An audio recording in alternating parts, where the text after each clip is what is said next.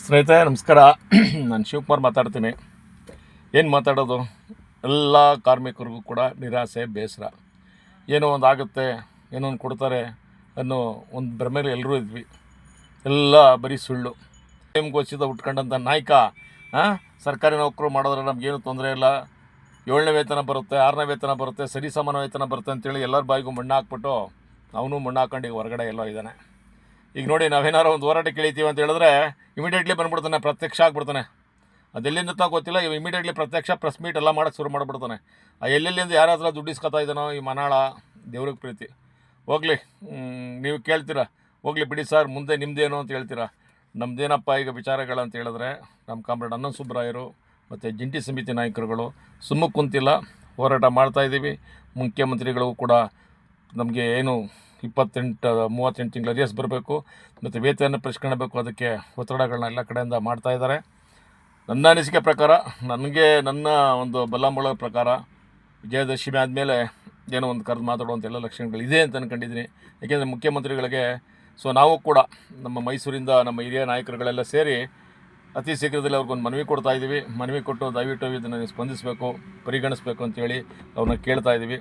ಹಾಗೆ ನಿಮಗೊಂದು ಇನ್ನೊಂದು ವಿಚಾರ, ಈ ಸಾರಿ ಮುಖ್ಯಮಂತ್ರಿಗಳನ್ನ ನಾವು ಭೇಟಿ ಮಾಡೋದೇ ಆದರೆ ಖಂಡಿತವಾಗ್ಲೂ ಕೂಡ ವಿಫಲ ಆಗಲ್ಲ, ಒಳ್ಳೆಯದಾಗುತ್ತೆ. ಅತಿ ಶೀಘ್ರದಲ್ಲೇ ವಿಜಯದಶಮಿ ಒಳಗಡೆ ಅಂತ ಅಂದ್ಕೊಂಡೆ ಕಷ್ಟ ಅನಿಸುತ್ತೆ. ವಿಜಯದಶಮಿ ಆದಮೇಲಂತೂ ಮುಖ್ಯಮಂತ್ರಿಗಳು ನಮ್ಮ ಬೇಡಿಕೆ ಈಡೇರಿಸುವಂಥ ಎಲ್ಲ ಲಕ್ಷಣಗಳಿಂದ ಕರೆದು ಮಾತುಕತೆ ಆಡ್ತಾರೆ ಅನ್ನೋದನ್ನು ಈ ವಿಡಿಯೋ ಮುಖಾಂತರ ತಮಗೆ ತಿಳಿಸ್ತಾ ಇದ್ರಿ.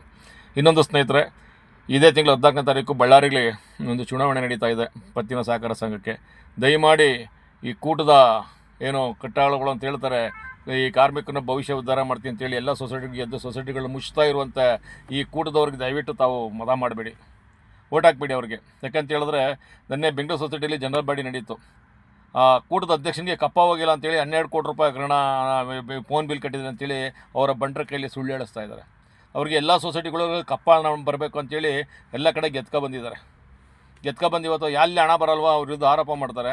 ಆಮೇಲೆ ಇವರೇನು ಭರವಸೆಗಳು ಕೊಟ್ಟಿದ್ರು, ಯಾವುದೂ ಕೂಡ ಒಂದು ಕೂಡ ರಾಯಚೂರಿಂದ ಹಿಡಿದು ಬೆಂಗಳೂರುಗೊಂಡು ಒಂದು ಕೂಡ ಯಾರನ್ನೂ ಐ ಎಸ್ ಮಾಡ್ತಿಲ್ಲ, ಕೇಸ್ ಮಾಡ್ತಿಲ್ಲ. ಇವ್ರ ಪ್ರಣಾಳಿಕೆ ಇರೋದು ಒಂದು ರೂಪಾಯಿ ಬಡ್ಡಿನೂ ಕಮ್ಮಿ ಮಾಡಿಲ್ಲ. ಬರೀ ಸುಳ್ಳು ಪ್ರಣಾಳಿಕೆ, ಸುಳ್ಳು. ಇವತ್ತು ಬಳ್ಳಾರಿಲಿ 5% ಇಂಟ್ರೆಸ್ಟ್ಗೆ ಇಡೀ ರಾಜ್ಯದಲ್ಲಿ ಎಲ್ಲೂ ಕೊಡ್ತಾಯಿಲ್ಲ, ಆ ಥರ ಇಂಟ್ರೆಸ್ಟ್ಗೆ ಹಣ ಕೊಡ್ತಾ ಇದ್ದಾರೆ. ನಂಬರ್ 1 ಸೊಸೈಟಿಗೆ ಬೆಳೀತಾ ಇದೆ. ಅಲ್ಲಿ ಏನಿವತ್ತು ನಮ್ಮ ಸ್ಟಾಪ್ ಆ್ಯಂಡ್ ವರ್ಕರ್ ಫೆಡರೇಷನ್ ಏನು ಆದೇಶ ಮೇರೆಗೆ A to C ತಂಡ ಕಟ್ಟಿದ್ದಾರೆ ಮತ್ತು SSC ತಂಡ ಕಟ್ಟಿದ್ದಾರೆ. ತಂಡಕ್ಕೆ ತಾವೆಲ್ಲರೂ ಮತ ಚಲಾಯಿಸಿ ಇವ್ರನ್ನ ದೂರ ಇಟ್ಟಷ್ಟು ನಿಮ್ಮ ದುಡ್ಡಿಗೆ ರಕ್ಷಣೆ. ಇವ್ರ ಹತ್ರ ಇಟ್ಕೊಂಡ್ರೆ ಎಲ್ಲ ಕಡೆ ಏನಾಗಿದೆ ನೋಡಿ. ಹಾಗಾಗಿ ಇವತ್ತು ಈ ಸಮಾಜದಲ್ಲಿ ಈ ಮಾರಕವಾದಂಥ ಕೆಲಸ ಅಂದರೆ ಇದು ಕೂಟ. ದಯವಿಟ್ಟು ಕೂಟಕ್ಕೆ ಯಾರು ಮತದಾನ ಮಾಡಬೇಡಿ. ಆದಷ್ಟು ಕೂಡ ನಮ್ಮ ATC ತಂಡಕ್ಕೆ ಮತದಾನ ಮಾಡಿ ಅವ್ರನ್ನ ಜಯಶ್ರೀರಾಮ್ ಮಾಡಿ. ನಿಮ್ಮ ಹಣಕ್ಕೆ ಕಾವಲುಗಾರನಾಗಿ ಒಳ್ಳೆಯವ್ರನ್ನ ಆಯ್ಕೆ ಮಾಡ್ಕೊಳ್ಳಿ. ನಿಮ್ಮ ಹಣಕ್ಕೆ ಕಾವಲುಗಾರ ಒಳ್ಳೆಯವ್ರನ್ನ ಆಯ್ಕೆ ಮಾಡ್ಕೊಳ್ಳಿ. ಈ ದುಷ್ಟ ಕೂಡ ದೂರ ಇಟ್ಟರೆ ಒಳ್ಳೆಯದು. ಯಾಕಂದರೆ ಎಲ್ಲ ಕಡೆ ಇದು ಸಂಹಾರ ಆಗ್ತಾಯಿದೆ. ಹಾಗಾಗಿ ಇವ್ರನ್ನ ಬಳ್ಳಾರಿ ಚುನಾವಣೆಯಲ್ಲಿ ಸಂಪೂರ್ಣವಾಗಿ ಇವ್ರನ್ನ ಸೋಲಿಸೋದು ಪ್ರತಿಯೊಬ್ಬ ಸದಸ್ಯನ ಕರ್ತವ್ಯವಾಗಿರುತ್ತೆ.